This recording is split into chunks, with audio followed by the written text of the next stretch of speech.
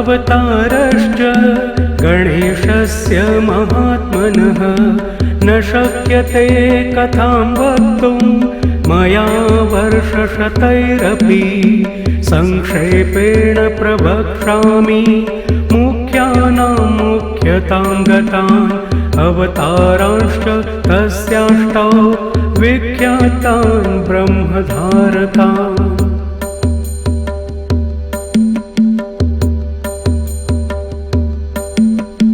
वक्रतुण्डावतारश्च देहिना ब्रह्मधारकः मत्सरासुरहन्ता स सिंहवानगः स्मृतः एकदन्तावतारो वै देहिनां ब्रह्मधारकः मदासुरस्य हन्ता स आखुवाहनगः स्मृतः।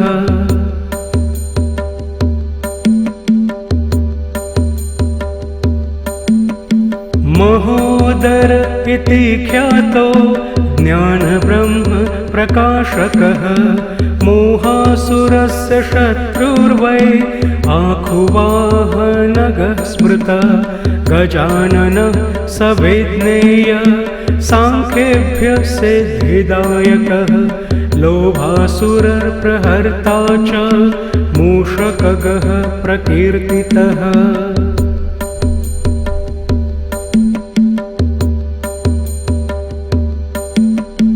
लम्बोदरावतारो वै क्रोधसुरनिबर्हणः आखुगः शक्तिब्रह्मा सन्तस्य धारक उच्यते विकटो नाम विख्यात कामासुरप्रदाहकः मयूरवाहनश्चायं सौरमात्मधर स्मृतः।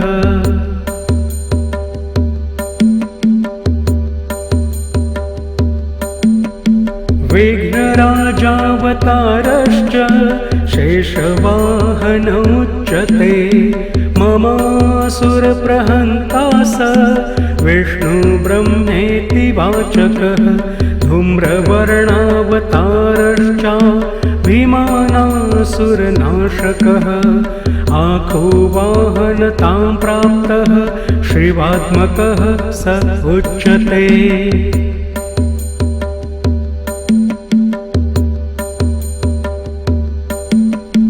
एतेष्टौ ते मया प्रोक्ता गणेशांशा विनायकः येषां भजनमात्रेण स्वस्वब्रह्मप्रधारका स्वानन्दवासकारी स गणेशान् प्रकथते स्वानन्दे योगिर्भिदृष्टो ब्रह्मणि नात्र संशयः।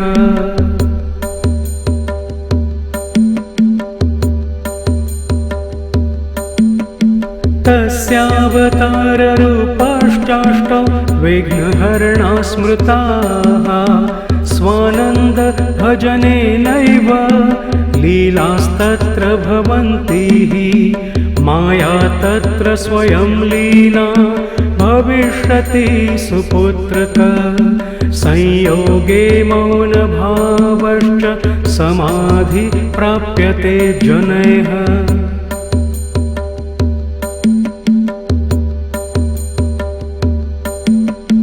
अयोगे गणराजस्य भजनेनैव सिद्ध्यति मायाभेदमयं ब्रह्म निवृत्ति प्राप्यते परा योगात्मक गणेशानो ब्रह्मणस्पतिवाचकः तत्र शान्ति समाख्याता योगरूपा जनैः कृता।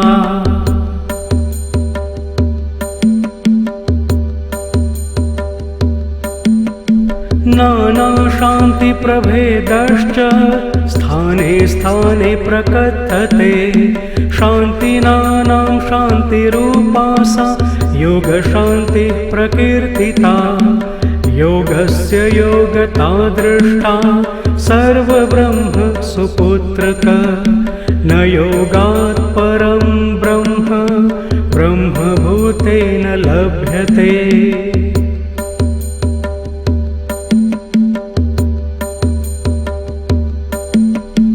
एतदेव परं गुह्यं कथितं वत्स ते लिखं। भज त्वं सर्वभावेन गणेशं ब्रह्मनायकं। पुत्रपौत्रादिप्रदं स्तोत्रमिदं शोकविनाशनं। धनधान्यसमृद्ध्यादिप्रदं भावी न संशयः।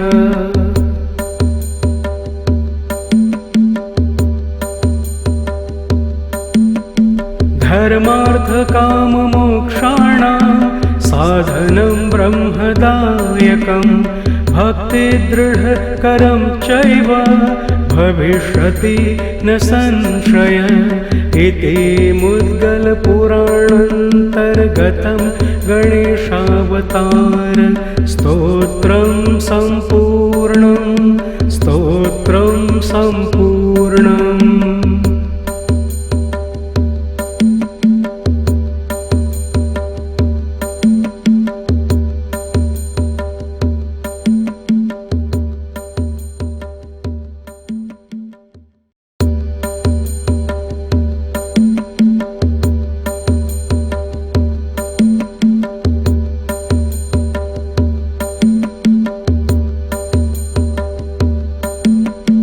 अनन्ता अवतारश्च गणेशस्य महात्मनः।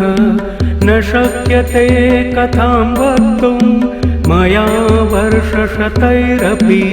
संक्षेपेण प्रवक्ष्यामि मुख्यानां मुख्यतां गतान् अवतारांश्च तस्याष्टौ विख्यातान् ब्रह्मधारकान्।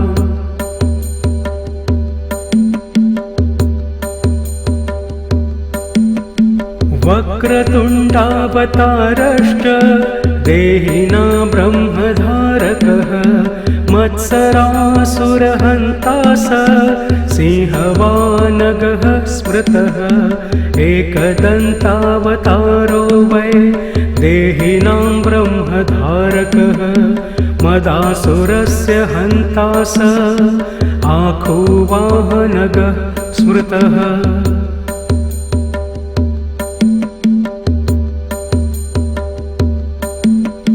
महोदर इति ख्यातो ज्ञानब्रह्म प्रकाशकः। मोहासुरस्य शत्रुर्वै आखुवाहनगः स्मृतः। गजाननः स विज्ञेय सांख्येभ्यः सिद्धिदायकः। लोभासुरप्रहर्ता च मूषकगः प्रकीर्तितः।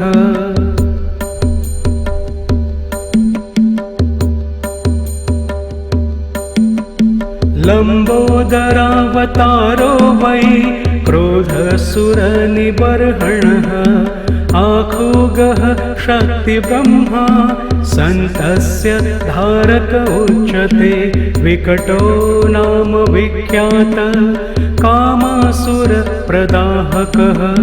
मयूरवाहनश्चायं सौरमात्मधर स्मृतः।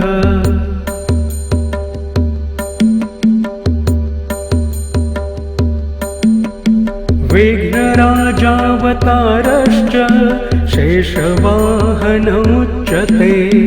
ममासुरप्रहन्ता स विष्णुब्रह्मेति वाचकः। धूम्रवर्णावतारश्च भीमानासुरनाशकः। आखुवाहनतां प्राप्तः शिवात्मकः स उच्यते।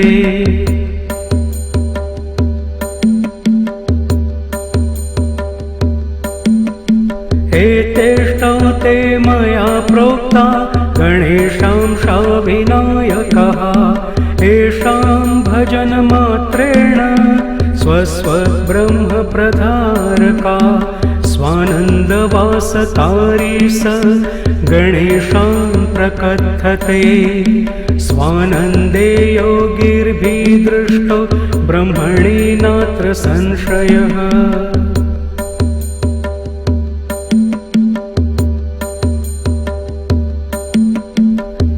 तस्यावताररूपाश्चाष्टौ विघ्नहरणा स्मृताः स्वानन्द भजनेनैव लीलास्तत्र भवन्ति माया तत्र स्वयं लीना भविष्यति सुपुत्रक संयोगे मौनभावश्च समाधि प्राप्यते जनैः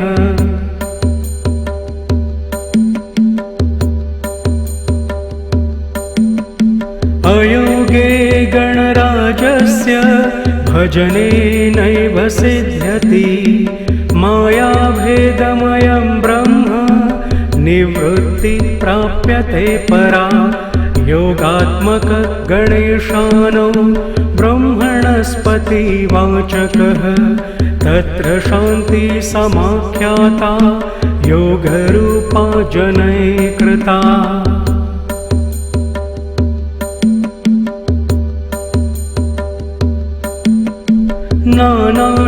नानाशान्तिप्रभेदश्च स्थाने स्थाने प्रकथते शान्तिनानां शान्तिरूपा सा योगशान्तिः प्रकीर्तिता योगस्य योगता दृष्टा सर्वब्रह्म सुपुत्रक न योगात् परं ब्रह्म ब्रह्मभूतेन लभ्यते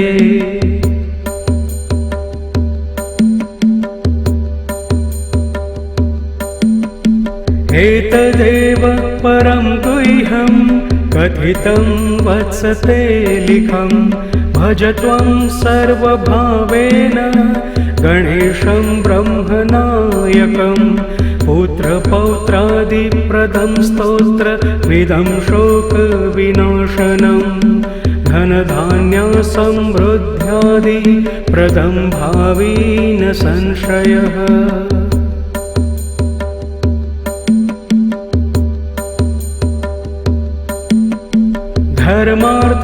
धर्मार्थकाममोक्षाणां साधनं ब्रह्मदायकं भक्तिदृढकरं चैव भविष्यति न संशय इति मुद्गलपुराणान्तर्गतं गणेशावतार स्तोत्रं सम्पूर्णम्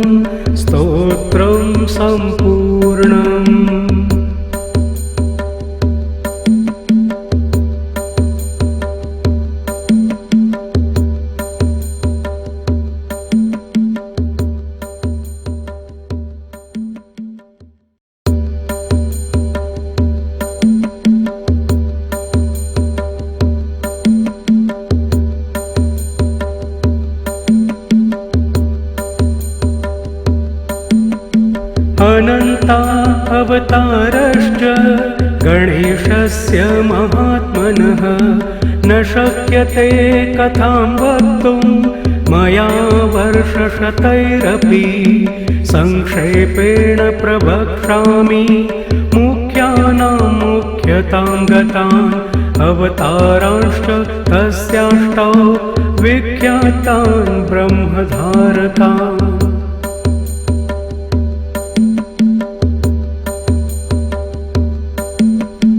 वक्रतुण्डावतारश्च देहिना ब्रह्मधारकः मत्सरासुरहन्ता स सिंहवानगः स्मृतः एकदन्तावतारो वै देहिनां ब्रह्मधारकः मदासुरस्य हन्ता स आखुवाहन